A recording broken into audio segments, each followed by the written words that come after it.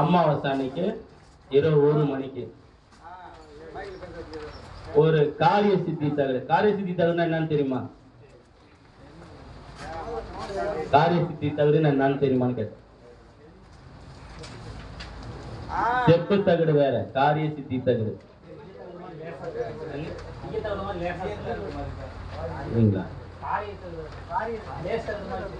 Lace தகடு மாதிரி தான் இருக்கும். ஒரு பக்கம் மஞ்சளா இருக்கும், ஒரு பக்கம் ஒயிட்டா இருக்கும். அந்த காரிய சித்தி தகடுல இந்த சக்கரத்தை 6க்கு 6 காரிய சித்தி தகடுல இந்த சக்கரத்தை வரிஞ்சுக்கணும். முதல் விஷயம் தெளிவா கேட்டுங்க. 6க்கு 6 காரிய சித்தி தகடுல இந்த சக்கரத்தை வரிஞ்சிக்கணும். வரிஞ்சுக்கிட்டு தாம்பல் தட்டுல இதான் காரிய சித்தி தகடு. இது மாதிரி வரும், இது மாதிரி வரும். இதுதான் காரிய சித்தி தகடு. எந்த ஒரு காரியம் நம்மளுக்கு வெற்றி அடையணும்னா அந்த காரிய சித்தி தகடுல போட்டதான் நம்மளுக்கு ஒரு விஷயம் நம்மளுக்கு தேவைன்னா காரியம் சீக்கிரம் சக்சஸ் ஆகணும். அந்த காரிய சித்தி தகடுல தான் போடணும். இது எந்த குருமாரும் சொல்ல மாட்டாங்க. செப்பு தகடுல போடுங்க. அமாவாசை அன்னைக்கு இரவு 1 மணிக்கு 6க்கு 6 காரிய சித்தி தகடுல இந்த சக்கரத்தை வரிஞ்சுக்கணும். வரிஞ்சிட்டு பிராண பிரதிஷ்டை பண்ணணும். பிராண பிரதிஷ்டை பண்ண தெரியுங்களா? பிராண பிரதிஷ்டை பண்ண தெரியுங்களா? வாய்ப்பு பேசுங்க. நீங்க வேணா கம்முன்னு தான் எப்படி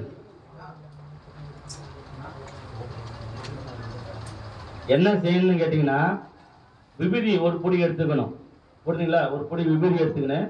அது சக்கரத்துக்கு மேல விபூதியை கொஞ்சம் கொஞ்சமா போட்டு 54 வாட்டி கொஞ்சம் கொஞ்சமா அள்ளி போட்டு நான் சொல்ற மந்திரத்தை மட்டும் சொல்லி தேய்க்கணும்.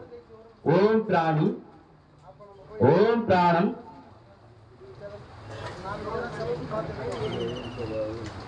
ஓம் பிராணி, ஓம் பிராணம், சகல எந்திரங்களும் எலும்பு எலும்பு சுவாக. கேள்விக்குங்க. ஓம் பிராணி, ஓம் பிராணம், சகல எந்திரங்களும் எலும்பு எலும்பு சுவாக. விபூதியை போட்டு சுத்திகரிக்கணும். 54 வாட்டி 54 உரு இந்த மந்திரத்தை சொல்லணும். புரியுதுங்களா?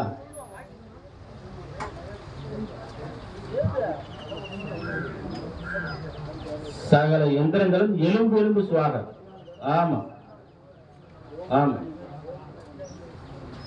ஓம் பிராணி, ஓம் பிராணம், சகல எந்திரங்களும் எலும்பு எலும்பு சுவாக. 54 ஊரு கொடுக்கணும். ஊரு கொடுக்குறீங்க. அதுக்கு மேல வாசனை திரவியம் தடவணும். வாசனை திரவியம் என்னன்னு தெரியுங்களா? அரகஜா, கோராசனை, ஒழுக்கு, ஜவ்வாது, கஸ்தூரி, அத்தர். இதுதான் வாசனை திரவியம். இது மேல பூச போறீங்க. அதுக்கப்புறம் நான் கொடுக்குற மையம் மேல தடவ போறீங்க.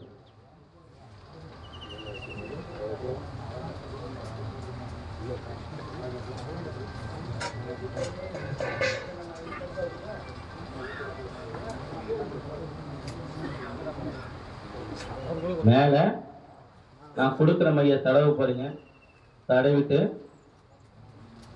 ஒரு தாம்பழத்தட்டுல நவதானியத்தை பரப்பிக்கணும். ஒரு தாம்பழத்தட்டுல நவதானியத்தை பரப்பிக்கணும். அதுக்கு மேல இந்த தகடை வச்சுட்டு துளுக்க சாமந்தி இருக்கு பாத்தீங்களா? அந்த துளுக்க சாமந்தியை மேல போடணும். நவதானியத்துக்கு மேல இந்த தகடை வச்சுட்டு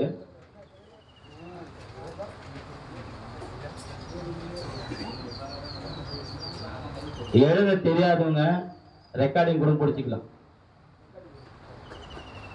போன்ல ரெக்கார்டிங் போட்டு பிடிச்சிக்கலாம். வீடியோ கூட எடுத்துக்கங்க.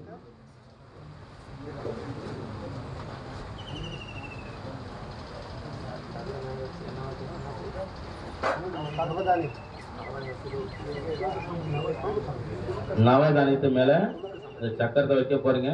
மேல துளுக்கு சாமந்தி போட போறீங்க. போட்டுட்டு அதுக்கு படையில வைக்க போறீங்க. துளுக்க சாமந்தி, சாமந்தி சாமந்தி துளுக்க சாமந்தி சண்டி பூன்னு சொல்லுவாங்க இல்லையா? இந்த சவு ஊர்வலத்துக்கு எடுத்து பாருங்க. காளிக்கு ரொம்ப பிடிச்ச பூவாதான் செண்டி பூ. அது துளுக்க சாமின்னு சொல்லுவாங்க. அது ஒரு 2 பூ எடுத்து அது மேல போட்டு போறீங்க. போட்டுட்டு அதுக்கு படையல் வைக்க போறீங்க. கச்சை கருவாடுனா ஏரி ஆத்துல கிடைக்கும், சின்ன சின்னதா இருக்கும். அப்படி இல்ல முதகண்ட கருவாடு, முதல் கண்டேன்னு தெரியாது, முதகண்ட அந்த கருவாடு. கூழ்,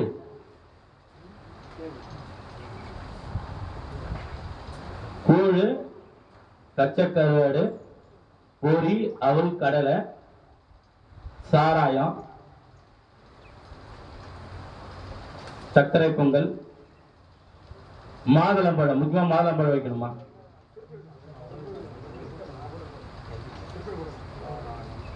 சர்க்கரை பொங்கல் வச்சிடணும். ஊதுவத்தி தூபதீபம் காட்டிட்டு ஒரு கோழி ஒண்ணு அறுத்து அந்த சக்கரத்து மேல விட போறீங்க.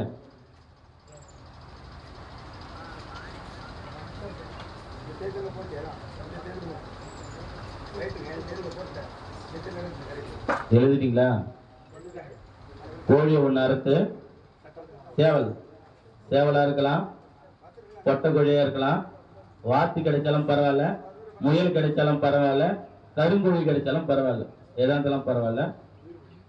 ஆடு கிடைச்சா விட பலி கொடுக்கலாம், பிரச்சனை கிடையாது.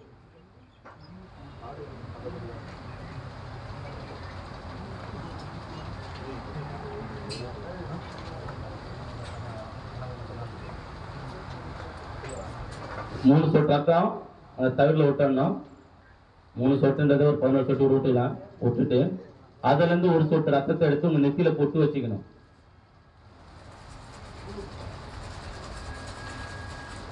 பொட்டு வச்சுட்டு கீழே என்னன்னு கேட்டீங்கன்னா கருப்பு கம்பளி தான் போட்டுக்கணும். அதுதான் உங்களை கம்பளி வெட்டணும் வர சொன்னேன்.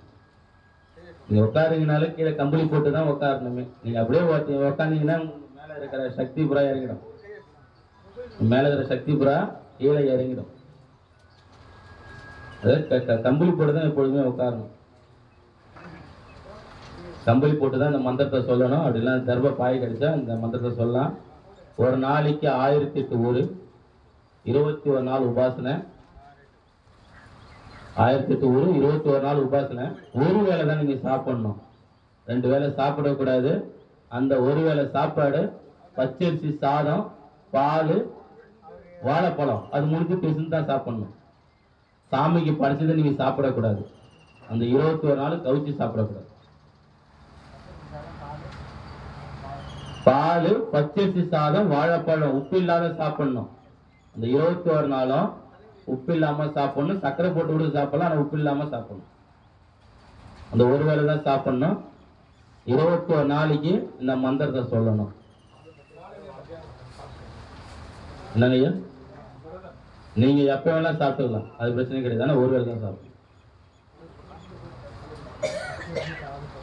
இதுக்கான மந்திரம் 1008 ஊரு கொடுக்கணும். 21 நாள்ல சித்தாயிடும். 21 நாள்ல இந்த தேவதை ரத்த சங்கார காலி இருக்காங்க பார்த்தீங்களா, அந்த தேவதை ஒரு கண்ணு முன்னு நிற்கும். அதுதான் இந்த மந்திரம். ஒரு கண்ணு முன்னு நிற்கணும். அதுக்கான மந்திரம் இதுதான். 2வது விஷயம், இதுக்கு நீங்க கணபதி சித்தி படுத்திருக்கணும். கணபதி சித்தி இல்லாம எந்த ஒரு தேவதையும் நீங்க சித்திப்படுத்த முடியாது. புரியுதுங்களா? அந்த கணபதி சித்தி படுத்துறதுக்கான மந்திரம் நான் சொல்றேன். அது சக்கரெல்லாம் தேவையில்ல. ஒரு 11 நாள் விரதம் இருந்துக்குங்க. ஒரு வேளை மட்டும் சாப்பிடுங்க. 11 நாள் இந்த மந்திரத்தை மட்டும் சொன்னா போதும். எந்த விநாயகர் கோயில், ஒரு நல்ல பழமையான விநாயகர் கோயிலுக்கு போயிட்டு அவருக்கு படையல் போட்டு வேண்டிக்கின்னு வந்துட்டு இந்த மந்திரத்தை சொன்னா மட்டும் போதும். 11 நாள் சொல்லணும். 11 நாள் சித்தி ஆயிடுவாரு. ஈச பறக்கும், காதல் எறும்பு பூரும், அது மாதிரிலாம் கனவுலாம் வரும். பயப்படக்கூடாது. எறும்பு உடம்பு ஃபுல்லா எறும்பு கடிக்கிற மாதிரிலாம் கனவு வரும். ஏன்னா ஆசீர்வாதம் பண்ற மாதிரிலாம் கனவு வரும். புரியுதுங்களா? நான் சொல்ற மந்திரத்தை எழுதிக்கங்க.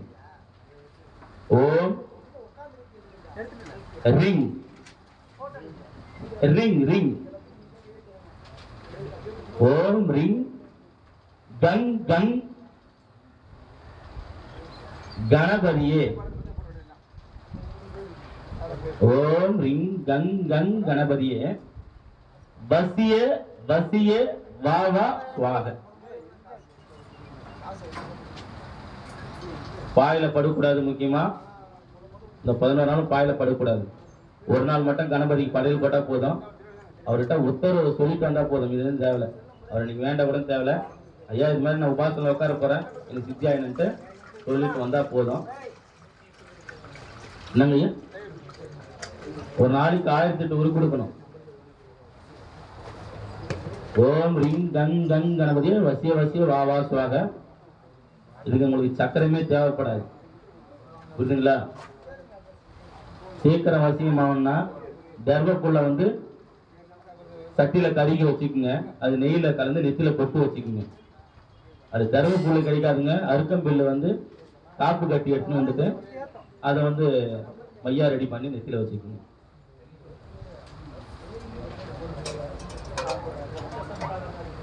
ஆமா ஐயா, ஆமா. என்னங்க ஐயா, சாக்கெல்லாம் வச்சு உட்காரக்கூடாது ஐயா. தர்மபாயில உட்காரணும். அப்படி இல்லைன்னா கம்பளி மட்டும்தான் போட்டு உட்காரணும். அது கருப்பு கம்பளியா இருக்கலாம், சிவப்பு கம்பளியா இருக்கலாம். கம்பளி இல்லாதவங்க விரி துண்டு போட்டு விட உட்காரணும். சாக்கெல்லாம் போட்டு உட்காரணும். என்னங்க ஐயா, ஆடை எந்த ஆடை வேணாலும் பயன்படுத்தலாம். ஆனா காலிக்கு பிடிச்ச கருப்பு ஆடை, நீல ஆடை. கருப்பு வேஷ்டி பயன்படுத்தலாம் ஐயா. உட்காரலாம். ஆனா அமாவாசை அன்னைக்கு தான் உபாசனை தொடங்கணும். கணபதிக்கு என்னைக்கு வேணாலும் இந்த உபாசனை தொடங்கலாம். ஏன்னா சீக்கிரம் சித்தி ஆயிடுவாரு. கணபதி யாரை கூட்டலாம், சீக்கிரம் சித்தி ஆயிடுவாரு. இதுக்கான விரதம், ஆனா கன்ஃபார்ம் விரதம் தான். பாயில முக்கியமா பாயிலே படக்கூடாது. வீட்டில் அதோட விருந்தாளியில தான் படுக்கணும். அப்படி இல்லை தர்மபாய் தான் தர்மபாயில படுங்க. கம்பளி தான் கம்பளி மேலே படுங்க. வேற ஏதாவது கேட்க போறீங்களா? என்னங்க ஐயா, நீங்க எந்த டைம் வேணாலும் சொல்லலாம் ஐயா. காலி மண்டலம் எந்த டைம் வேணாலும் சொல்லலாம். நீங்க எந்த டைம் வேணாலும் சொல்லலாம் ஐயா. 21 நாள் பூஜைக்கும் இல்லம்மா இல்லம்மா இல்லம்மா இல்ல இல்ல ஒரே ஒரு இதுதான் என்ன போறீங்க. ஆனா படையல் வந்து 21 நாளைக்கு நீங்க படையல் வைக்க தேவை. கச்சக்கருவோடும் கூழும் கன்ஃபார்மா வச்சாகணும் நீங்க. ஆமா, முதல் நாள் கோழி அறுக்க போறீங்க, படையல் வைக்க போறீங்க. ரெண்டாவது நாள்ல இருந்து கூழும் கச்சக்கருவோடும் வச்சே ஆகணும் கன்ஃபார்மா. என்னன்னு கேட்டீங்கன்னா தாயோட மூலப்பொருள் கூழ் தான். கூழும் கச்சக்கருவோடு தான். காளியை வசியம் பண்ணனா அவளை அதுக்கு மட்டும்தான் அடிமையாவா, உங்களுக்கு அடிமையாக மாட்டார். ஆமா, கேவரு கூழ் தான். என்னம்மா, நீங்க என்ன வைக்க நினைச்சாலும் வைக்கலாமா. ஆனா நான் என்ன சொல்றேன்னா வைக்க முடியாது, கூழ் மட்டும் வச்சா போதும். ஆனா அந்த கூழை நீங்க குடிக்கக்கூடாது. ஆமா, குடிக்கக்கூடாது. இன்னொரு விஷயம், ரகசிய விஷயம் சொல்றேன். எருமத்தாளி எரும நாக்குன்னு ஒரு மூலிகை இருக்கு, கேள்விப்பட்டிருக்கீங்களா? எரும நாக்குன்ற மூலிகை நீங்க வந்து 11 நாள் சாப்பிட்டு இந்த மந்திரத்தை சொன்னீங்கன்னா நீங்க படியிலே வைக்க தேவையில்ல. காலியை நேருக்கு நேரு பார்க்கலாம். எரும நாக்கு நல்லா கேட்டுங்க. எரும நாக்கு அந்த மூலிகை வந்து 11 நாள் டெய்லி ஒரு இலை சாப்பிடணும். சக்கரம் தேவையில்ல, எதுவும் தேவையில்ல. இந்த மந்திரத்தை மட்டும் சொன்னா போதும், படையில எதுவும் தேவையில்லை. புரியுதுங்களா? இந்த மந்திரத்தை சொன்னாலும் நீங்க காலி வந்து நேருக்கு நேரு பார்க்கலாம். பயம் இருக்கக்கூடாது. தெய்வத்தை நேர்ல பாக்குறீங்கன்னா பயம் இருக்கக்கூடாது. என்னங்க எருமை? அதான் தமிழ் பேர் தான் எருமை நாக்கு. இங்கிலீஷ் பேர் எது எனக்கு தெரியாதுங்க. எருமை நாக்கு மாதிரியே இருக்கும், இப்படி இருக்கும். பச்சையை சாப்பிடலாம், உடம்பு ரொம்ப நல்லது. 1008 வியாதிகளை குணப்படுத்தும். அது இல்ல ஐயா, எருமை நாக்கு மாதிரியே இருக்கும். ஆமா, இதுக்கு நீங்க காலி டீச்செல்லாம் வாங்க தேவை. அதெல்லாம் இல்லை. ஏன்னா நீங்க கஷ்டப்பட்டு அதுக்குன்னு படையில வைக்க முடியாது. உங்க உடம்பு வந்து ஒரு நிலையா வச்சிருக்க முடியாது. ஒரு நிலையா வச்சிருக்க முடியாதுங்க. இந்த மூலிகை ரகசிய மூலிகை, இது காலிய வசியம் என்ற மூலிகை. நான் தெரியாதுங்க, இதுல போய் கூகுள்ல செக் பண்ணி பாருங்க, கூகுள்ல தெரியுது. எருமை நாக்கு மாதிரியே தான் இருக்கும். மா இலை பாத்திரிக்கை பார்த்தீங்களா, அதே மாதிரி தான் இருக்கும். மூலிகை எடுக்கிறவங்க கேளுங்க, எடுத்து கொடுப்பாங்க. என்னங்க ஐயா, உடற்கட்டு வேணா ஐயா. ஆமா,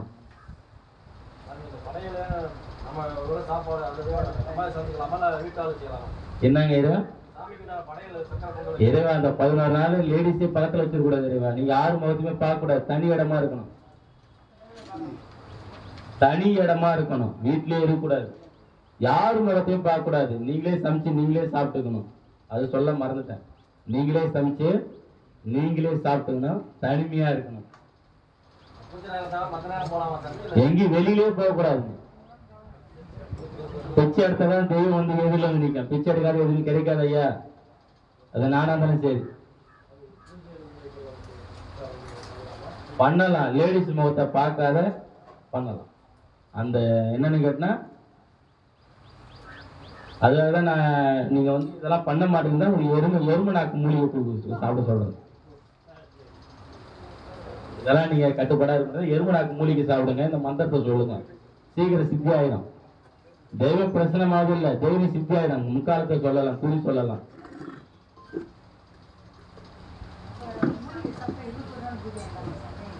அந்த 14 நாள் போதும்.